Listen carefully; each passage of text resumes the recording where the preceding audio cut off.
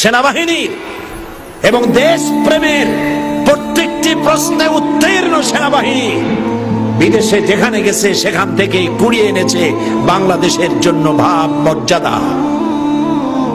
আমার সেই সেনাবাহিনীর ব্রিগেডিয়ার, জেনারেল, কর্নেল, ক্যাপ্টেন, এত অফিসার মারা গেল। পৃথিবীতে কোন যুদ্ধে, পৃথিবীর ইতিহাস বলে না পৃথিবীর কোন যুদ্ধে এত অফিসার মারা গেছে, ইতিহাস নাই। বাংলাদেশের অপূরণীয় ক্ষতি হয়ে গেল।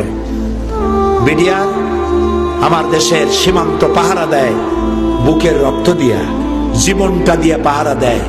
পাখির মতো প্রতিবেশী দেশের গুলি খাইয়া মরে যায়, তারপরেও সীমান্ত প্রহরায় রত বিডিআর। আমার এই শক্তিকে খর্ব করতে এলো যারা, কারা ষড়যন্ত্র করলো, কারা মারলো দিবালোকে দিনের বেলায় গুলি করে, এইভাবে নির্বিবাদে গুলি করে পালায় গেল, অপরিচিত গাড়ি নিয়ে ঢুকলো। পত্রপত্রিকায় দেখলাম হতবাক হলো 15 কোটি মানুষ, বিস্ময়, হতবাক, বিমূঢ়, শোকাহত গোটা জাতি।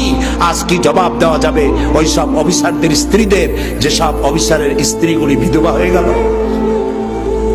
মাত্র 2 মাস 3 মাস আগে বিয়ে হয়েছে, সে বউটাও বিধবা হলো। বাংলাদেশের ইন্সপেক্টর জেনারেল অফ পুলিশ, তার মেয়ের বিয়ে হলো, সে অফিসারটাও মারা গেল। মাত্র 2 মাস আগে বিয়ে হয়েছিল। 2 মাসের বিধবা মেয়েকে দেখে কি করে সে সামলাচ্ছে?